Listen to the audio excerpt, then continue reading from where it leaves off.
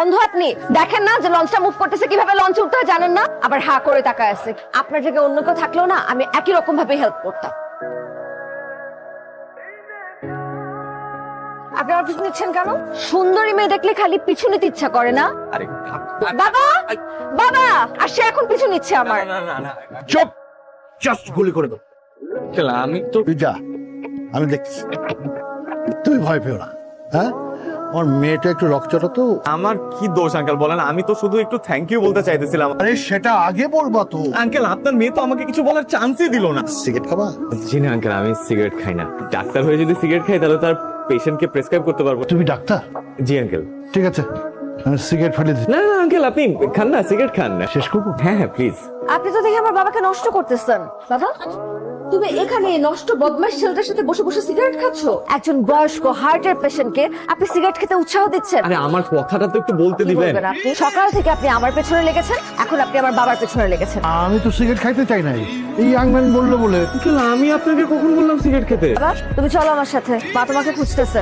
মায়ের hyper tension হয়েছে। Mister Anis, এদিকে আসুন। বিশ্বাস করেন আমি একদমই আপনার দিকে তাকাচ্ছিলাম না। আচ্ছা রিল্যাক্স, বসেন আপনি। সকাল থেকে আপনাকে অনেক বকা দিয়েছি, তার জন্য সরি এন্ড থ্যাংক ইউ। আরে আপনাকে তো আমি সকাল থেকে এটাই বলার চেষ্টা করতেছি, থ্যাঙ্কস। আপনি কেন আমাকে থ্যাঙ্কস দিবেন? আপনার না করলে তো আমি লঞ্চটাই মিস করতাম।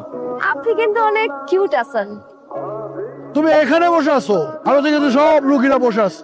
রুগী? হ্যাঁ, আর বলছি যে এই লঞ্চে একজন ভালো ডাক্তার আছে, আর সব তো শুনে অবাক, সব তো হাউকা লাগাই দিছে। চলো, আরে তুই নয়।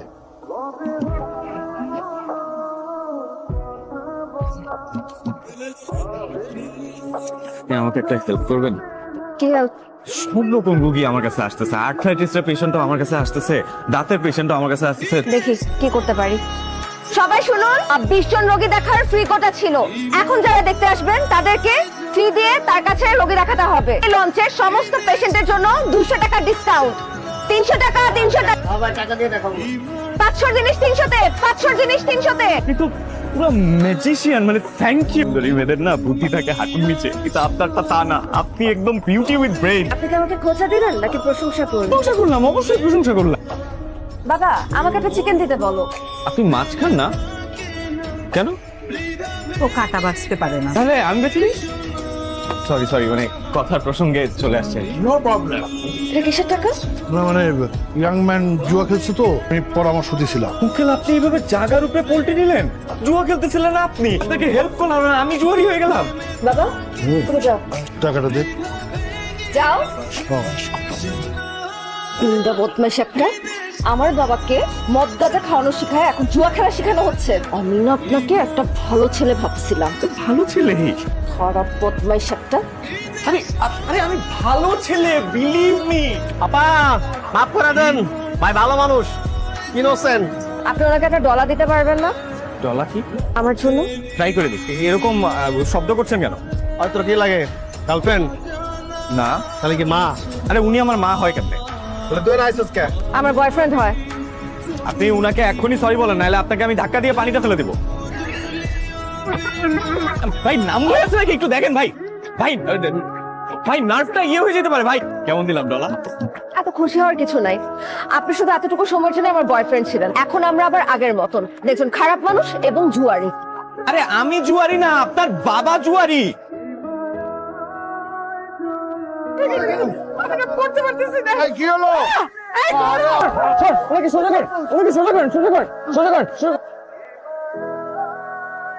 আপনি ঠিক আছেন? আপনি চুপ করে থাকবেন না তো? আপনি চুপ করে থাকলে মনে হয় কি পুরো পৃথিবী বিষণ্ণ হয়ে আছে। আপন মানুষ না থাকলে না কারোর সাথে আসলে সবকিছু শেয়ার করা যায় না, বিশ্বাস করা যায় না। আপনার বয়ফ্রেন্ড নাই? আমার ভালোবাসার মানুষ ছিল, কিন্তু আমাকে ভালোবাসার মানুষ ছিল না। আপনার এপিলেপসির কারণে আপনাকে ছেড়ে চলে গেছে? আমাকে সে ছেড়ে চলে গেছে। যে ভালোবাসায় নিখুঁত নিখুঁত বিশ্লেষণ করা হয় সেটা কোনো ভালোবাসাই না। আপনি যেমন আপনাকে তেমনি যে ভালোবাসবে ওটাই হচ্ছে ট্রু ভালোবাসা। ঠিক আছে ইয়াংম্যান, তুমি ভালো থেকো। আর এই হচ্ছে আমার কার্ড। হ্যাঁ, আর তোমার কার্ড তো অলরেডি কাছে আছে। জি। ভালো থেকো। হ্যাঁ, চলো চলো, আসো। আমি তাহলে আসি, আমাদের কি আর দেখা হবে? কত বড় দেখা। আপনার চোখ কেমন লাল হয়ে আছে কেন? না মানে ওই সারা রাত জেগেছিলাম তো। ও বললাম না তো আমাদের আর দেখা হবে কিনা। হবে হয়তো। আপনি কেমন মানুষ? আপনার জায়গায় অন্য কেউ থাকলে এতক্ষণে ঠিকই আমার নাম্বার চাইতো।